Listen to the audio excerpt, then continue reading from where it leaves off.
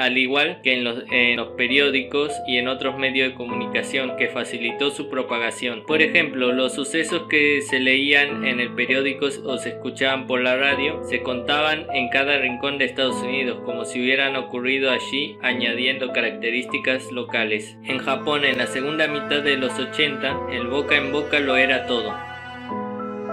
La segunda ola. Al comenzar el siglo XXI, las leyendas urbanas experimentaron un segundo auge. La primera ola de leyenda urbana vino de la mano de rumores de niños exagerados por la televisión, las revistas y otros medios de comunicación. A partir del 2000 comenzaron a proliferar las páginas de texto como blogs y similares. Un blog dedicado a recopilar viejas leyendas urbanas que se hizo tan popular que llegó hasta el punto de verse publicado como libros. Posteriormente empezaron a publicarse todo tipo de obras similares sobre las leyendas urbanas, quienes habían sido estudiantes en aquella época, y las otras generaciones se interesaban por el tema, ayudando a su éxito.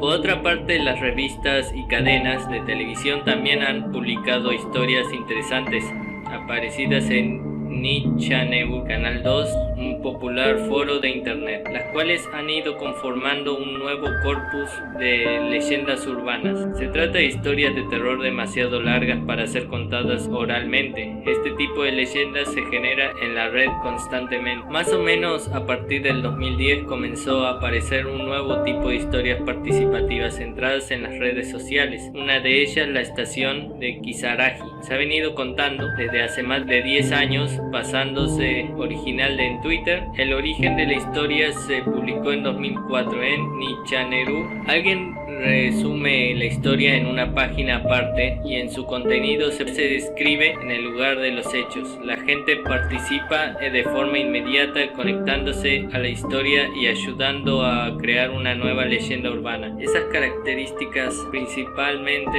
de la segunda ola en la era de la web. Además, muchas de ellas son historias de terror.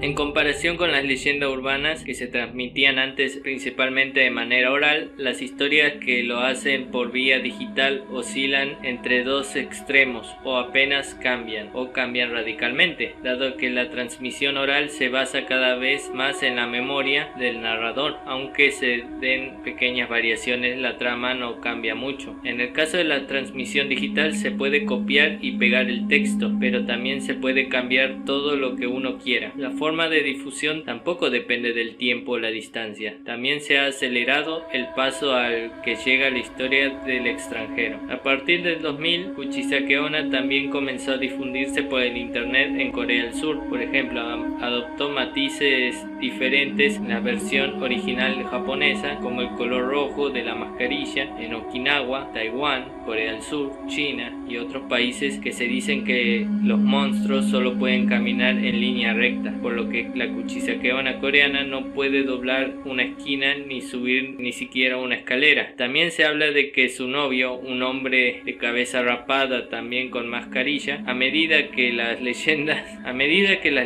se exportan a países con estilos de vida urbanos muy diferentes, las historias se van adoptando poco a poco para incorporar elementos de la misma cultura del lugar.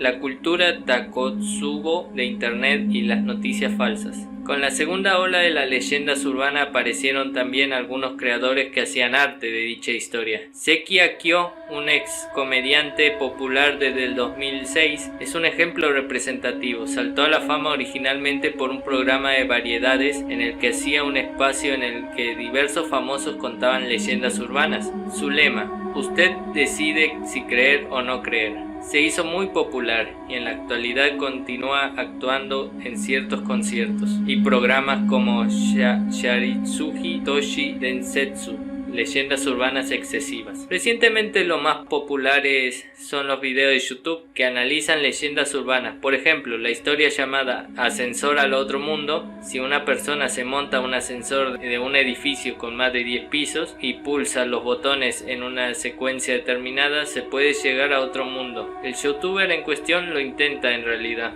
Las leyendas urbanas, que en otros tiempos se transmitían como si hubiera ocurrido al amigo de un amigo, en esta época digital se están difundiendo aún con más alcance y rapidez, como si de un juego de moda se tratase. Sin embargo, según Licura, cada vez son menos las leyendas urbanas con las que entran en contacto con la mayoría de las personas. Esto se debe al efecto Takotsubo de Internet. Las personas que visitan una página web suelen tender a agruparse con personas de su misma opinión y no entran en contacto con otros grupos. Además, cada vez son menos quienes debaten la autenticidad de dicha información. Solo creen en aquello que les gusta y consideran falso lo que no les gusta, sin cuestionarse el posible interés que puede existir en la ambigüedad entre lo cierto y lo falso. Licura lamenta que actualmente se emplee a nivel internacional medidas políticas para proyectar ansiedad en la realidad de las personas.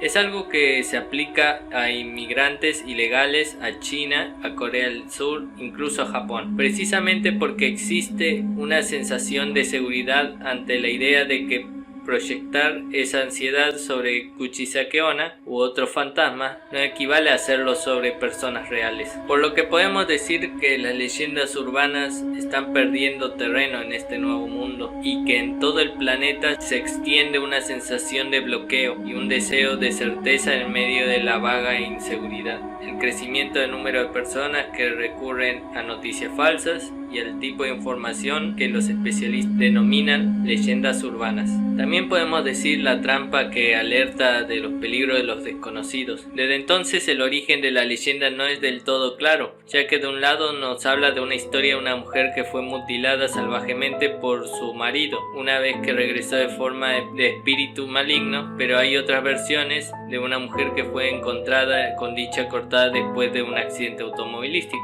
Se afirma que la leyenda aparece cada cierto tiempo como un aviso a hombres, mujeres y niños si estos se encuentran con algún joven con una máscara que únicamente cubrirá su boca. Llegamos ya casi al final del video. Según lo que pudimos ver, que el fantasma de Kuchisake Onna ha sido un fenómeno para todo el internet, volviéndose parte de los creepypastas, historias que simulaban ser hechos reales o cuentos. Pero entre muchas versiones, aquí estaría una que me parecería la que más corresponde a la época en la que estaría basada. La historia empezaría con que en un pueblo japonés vivía una hermosa y joven mujer, la cual le gustaba deambular preguntando a cada persona que veía: ¿soy bonita? A lo que todos ellos le respondían sí, lo que la hacía sentir mucha emoción y seguridad en sí misma, pero no se daba cuenta que su atrevimiento molestaba a un hombre, a su esposo, el cual gozaba de alto intelecto y reconocimiento como samurái. Ella, por su avaricia y lujuria, terminó engañando a su esposo con un samurái más noble y joven, creyendo que se podría salir con la suya, pero su marido, enojado, se dio cuenta y confrontó al soldado, al cual le dijo: ¿por qué ella? ¿Por qué mi dama entre todas las mujeres de la aldea? A lo que él le respondió: porque ella es la más hermosa de la aldea. No pude dejar pasar esta oportunidad. Al ver que el soldado hablaba con honestidad, reconoció que tenía la respuesta correcta. El soldado era pobre y no había tenido muchas cosas positivas en su vida. No valía nada. Hubiera sido lo mismo matarlo que dejarlo vivir, además de que tenía sus intenciones, pero su esposa no. Ella era una mujer muy hermosa y sin eso no sería nada, por lo que el samurái fue a la cocina, tomó un par de tijeras y se dirigió a la sala, en donde estaba su mujer, a la cual puso las tijeras en su boca mientras lo miraba con terror, y se la cortó gravemente de oreja a oreja, haciéndola ya no más bella. Un tiempo después, ella se fue a un puente triste para luego quitarse la vida con un arma, que pudo haber sido tal vez un cuchillo tanto japonés, el cual se utilizaba para rituales como el seppuku, para luego caerse del puente y morir en el río, donde su alma fue desterrada por toda la eternidad en vengar su propio dolor, por lo que posee un cuerpo y hace que se parezca a ella, y ahora ella puede viajar a todos lados sin que nadie sepa dónde está. Una película que explota mucho esta habilidad es Carver, en donde cada vez que se logran escapar del fantasma o vencerla, se descubre que en realidad era una mujer que había sido poseído por el fantasma. ずっと私はこの街が好きよねえちょっとね私って綺麗口裂け女私って綺麗口裂け女私って綺麗。Bueno, llegamos al final del video. No sé bien si esta es la leyenda original o es una inventada, pero hay tantas versiones que no puedo encontrar alguna que sea, y tampoco sé si la historia en realidad pasó en esa época. También, al ser una leyenda de Japón, me cuesta más investigarla o revisar sus datos. Pero bueno, hasta aquí llegué. Espero que les haya entretenido. No olviden dejar su like y suscribirse, nos ayudaría mucho su cooperación. Y recuerden, no salgan a altas horas de la noche, no hablen con extraños, porque en una de esas pueden encontrarse con Kuchisake Onna. Cuídense y nos vemos. Nos vemos, amigos.